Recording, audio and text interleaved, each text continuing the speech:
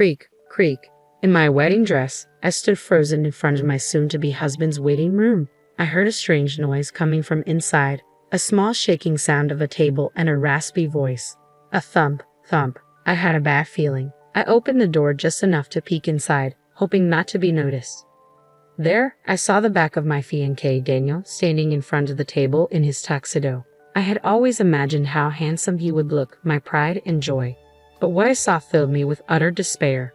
Trembling, I held up my smartphone and started live streaming. I was determined to expose the sin that stole my happiness. They would pay for their betrayal, and I would ensure I got my revenge. Let's rewind a bit. After graduating from university, I started working as a spatial designer. I've been working for 4 years now. While being a designer sounds glamorous, the reality is that the salary is low and the workload is heavy, especially on weekends. I've been working tirelessly, and recently, I've been entrusted with designing stores for famous brands. I finally felt like I had made it. At the peak of my career progress, my boyfriend Daniel proposed to me. We met through a mutual friend during our university years and started dating as sophomores. Daniel, who was both academically and athletically gifted, was popular at the university. He graduated with honors and excelled in the futsal club. Even after we started dating, girls who were popular on campus continued to confess their feelings to him. My friends thought he seemed like a playboy, but I never doubted his faithfulness. He had a good personality and looks that stood out. Daniel has been working as a salesperson for a major parts manufacturer since graduation, and he is seen as having a promising future. Lately, he's been busy with work, creating sales materials, and often coming home late. He said it was a job that could only be done on the company's computer, so he couldn't work from home. Since I usually got home earlier, I took on the majority of the house chores. I accepted it as part of our lives. Recently, preparations for our wedding and meetings with our families have kept us busy, leaving little time for ourselves. This had been a concern for me. I thought that my worries would vanish once the wedding was over and we settled into our married life. But I could never have predicted what was to come. Our 7-year relationship, which had begun during our university days, was about to end in the worst possible way. About half a year after accepting Daniel's proposal, we went back to our hometown to introduce him to my family. My younger sister, Amelia, who was 2 years younger, had surprisingly come home too. At that time, Daniel and I were living in an apartment a 30-minute drive from our parents' house. Amelia, who lived alone at a convenient distance from both our place and our parents, was meeting us at our parents' house for the first time in several years. "Huh, you're home. That's unusual. I hadn't heard that Amelia was coming." "Well, yeah. I wanted to see who my big sister was marrying," she replied. "Oh, so it's this guy. Nice to meet you. I'm Amelia." She was always overly friendly, but something about Amelia's sweet, babyish voice bothered me a little. "Nice to meet you. I'm Daniel," he greeted back in a gentlemanly way. The way Amelia grinned at that moment made a strange discomfort grow inside me, but I didn't think much of it, as Daniel didn't seem to react unusually. My sister Amelia and I are polar opposites. Amelia, who is good at winning people's hearts, always gets what she wants. She's not exactly a beauty, but her charming smile captures people's hearts.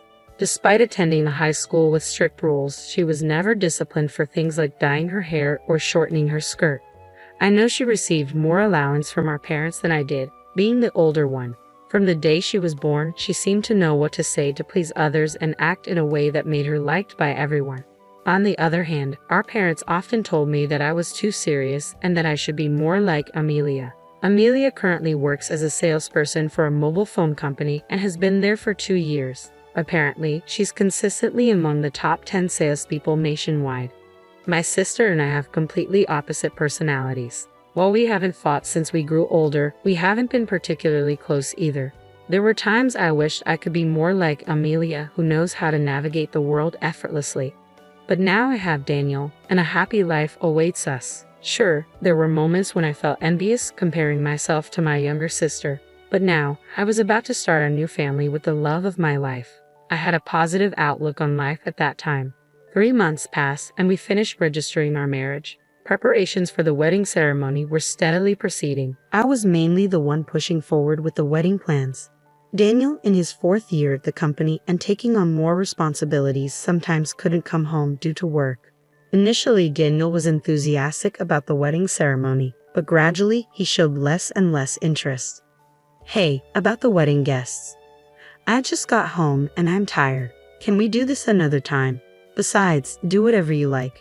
I trust you. Oh, and I will be coming home tomorrow." He would casually dismiss wedding topics like this. Deep down, I was frustrated, but I took a deep breath to calm myself down. "Are you sure you're okay taking on so much work before the wedding? Aren't you tired?" "I'm fine, thanks." As the wedding ceremony approached, Daniel seemed more swamped with work. I wished he could show more concern about it as my fiancé. However, I tried to remain patient and supportive. I thought that Daniel being recognized at work and increasing his income was a good thing for us as a couple, and I tried to stay positive. Amidst all this, on a weekday night with only a month left before the wedding ceremony, Daniel, who had been coming home late as usual, came home unusually early. "You came home early today. Dinner is ready," I said. Before I knew it, all the house chores had become my responsibility. "Thanks, but more importantly, I have something to discuss with you," he replied. "What's wrong?"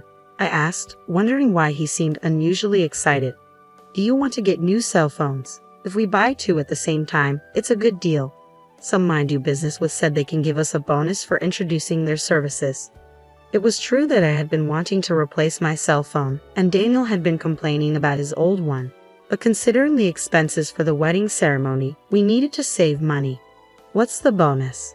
New models are expensive, aren't they? It's about $4,000 for 2. The bonus is $4,000. His explanation about the bonus faded as I fixated on the amount. "Well, actually, I already bought them." "Excuse me." He said he had already bought 2 of the latest smartphones, encouraged by someone he does business with. "You just have to pay your share. The device fee is in installments." Though we both worked and were about to become husband and wife, we had agreed to manage our bank accounts separately for a while and discuss it again when we wanted kids in the future. So now, he wanted me to pay for my portion of the phone he had bought on his own. But what's bought is bought, and we can't return it. I remembered we were planning a surprise using smartphones for the wedding ceremony. The latest model could capture beautiful images, so maybe it was okay. Seeing Daniel looking pleased, I lost the will to get angry and forced myself to accept the situation. 1 month later, our long-awaited wedding ceremony finally arrived. I chose the pure white dress with my mother and mother-in-law. Daniel, who was busy with work and couldn't help with the preparations much, will surely be surprised when he sees me today. After entering the venue and getting ready, my close friend from university, Mila, came to greet me in the bride's waiting room. "Olivia, congratulations," Mila said, tears in her eyes. "Thank you. Hey, do you think the surprise will go well?" I asked. I had planned a special event and asked the venue staff to prepare my smartphone to be connected to the screen. We were set to perform a surprise interview with the guests. I thought a regular event would be boring, so I asked the staff to do various things in terms of production for the ceremony to meet my demands. I wanted to pay attention to the details, an occupational hazard of being a spatial designer. "The guests are already seated, so why don't you show the situation in the waiting room, like a sideshow, just like the groom's waiting room?" "You're right, that sounds really fun." Since I had planned the smartphone performance with the staff without involving Daniel, I hadn't told him about it yet. It would be a surprise if I suddenly informed him during the ceremony, so maybe it would be nice to give him a heads up and show him a little bit in advance. Feeling excited, I headed towards Daniel's waiting room. In front of his waiting room, I took a deep breath slowly, imagining how great Daniel would look in his tuxedo. Thinking that, I opened the door a little bit. Then I heard some noise, a small shaking sound of a table and a raspy voice. I wondered if he was with someone. I opened the door a bit more quietly so as not to be noticed. I saw the back of Daniel in his tuxedo, standing and facing the table. Peeking in from a bit of an angle, I could see someone lying on the table. Leaning a bit more to take a better look, I was shocked to see Amelia lying on the table. Unaware of me watching them, the two were so focused on each other. I was frozen for about 5 seconds, but then I comprehended what was happening. Surprisingly calm, I immediately took out my smartphone and turned on the live stream. I was determined to have him obliterated by society. The two in front of me were completely oblivious to my presence, and I kept filming them with my smartphone for the next 10 minutes. The venue staff had done an excellent job preparing for the surprise in the hall with the guests. This entire incident was displayed on the large screen in real time. Ironically, the new smartphone came in handy. The clear image was evident even from a distance. As it was being filmed, the guests watching the live stream were speechless. My parents and in-laws noticed the commotion, and my father-in-law was furious. My mom held him back as he raged, "That idiot son. I'm going to punish him right now." He recorded the images on the screen as evidence. After live streaming the whole incident, I stayed hidden and watched the situation, straining my ears to listen to their conversation. "Didn't you say that you wouldn't go back home when Olivia and I went to greet your parents?" It seemed they were talking about the time we went to greet my family half a year ago. "Sorry, I just thought it'd be fun and popped in. Your sister was a bit sucky, wasn't she?" She looked hilarious. It was tough pretending it was our first time meeting each other, but we weren't found out, were we? Anger welled up inside me. Was all that pretending to be meeting for the first time just an act? I couldn't believe they'd had a relationship since half a year ago. She basically never suspects me of cheating. I've never been caught since university. This guy was a serial cheater. I couldn't stop trembling with all the anger I have for him. I momentarily became dazed with shame and emptiness, realizing I had never doubted his fidelity once in the 7 years we've been together since our sophomore year in university. As the two adjusted their clothing and started heading in my direction as if nothing had happened, panic set in. I needed to avoid being discovered. I stepped away from the door and quickly headed for the family waiting room.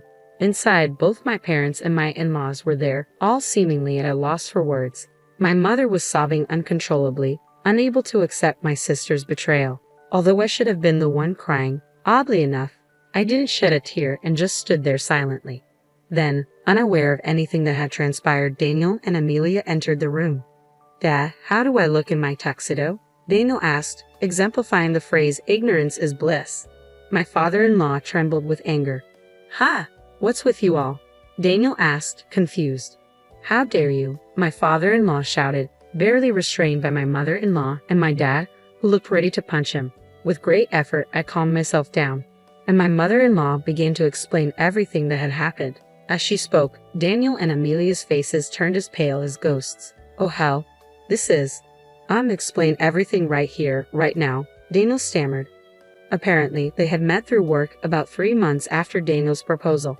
Daniel, who works at a parts manufacturer, met Amelia, who works at a mobile phone company, at a social gathering between the two companies. Unaware that Amelia was my sister, Daniel seduced her, and their relationship developed into an affair. When he found out she was my sister, he didn't end their relationship.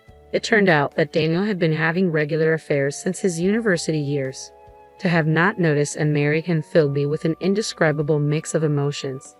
I was ashamed of how insensitive and unaware I had been. "Oh, I want to marry you, Olivia. I guess you could call this me being too young and not thinking about the consequences at all. I couldn't help but cheat. I'm really sorry, but I swear I'll turn over a new leaf and be devoted to you from now on." Even if he apologized, it was too late now. I had already decided to divorce him. I had nothing to say to this utterly irrational and foolish man. But let me just say this. When you apologize, you should say, "I'm truly sorry," right? Why don't you just start over as a grown-up? "Oh, I'm truly sorry," he stammered.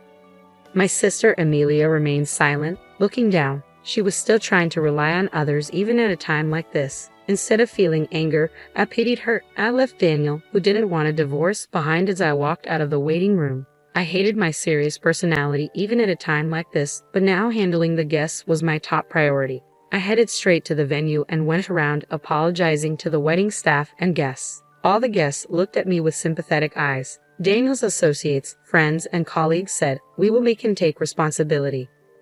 At that moment, my feelings of disappointment were stronger than my anger. However, there were people whose expressions couldn't hide their outrage, as if it were their own matter. Above all, it was clear that the two had lost their social status, credibility, and all the relationships they had built with so many people. 1 week after the nightmare wedding, Daniel lost his position at work and had to resign. Several of our mutual friends from university were also invited, but all of them said they had cut ties with him. Amelia was also fired because Daniel's workplace contacted hers about their affair. They were disowned by their parents who had loved them so much. I claimed damages from the two of them and filed for divorce. 2 months had passed since the wedding, and just when I started to think, was that incident really a dream? I received a call from the venue. To my surprise, they invited me to work as a wedding designer. Apparently, they appreciated my abilities as a designer in the planning and production of this wedding. For someone seriously considering career advancement after the wedding was canceled, it was a dream come true. I accepted the offer without any hesitation. Now, I'm a wedding designer and have become somewhat known in the industry. I work hard every day to make other people's weddings happy, even though it's ironic that I've had a terrible wedding experience. By the way, I put the smartphone up for sale on an online marketplace right after the divorce. I guess Daniel had bought the two phones for my sister at that time. Since it was a new model that had just been released, I was able to sell it for the same price as if it were new. With the payment for damages I received from Daniel and Amelia, along with this money, I'm planning a very nice, luxurious solo trip.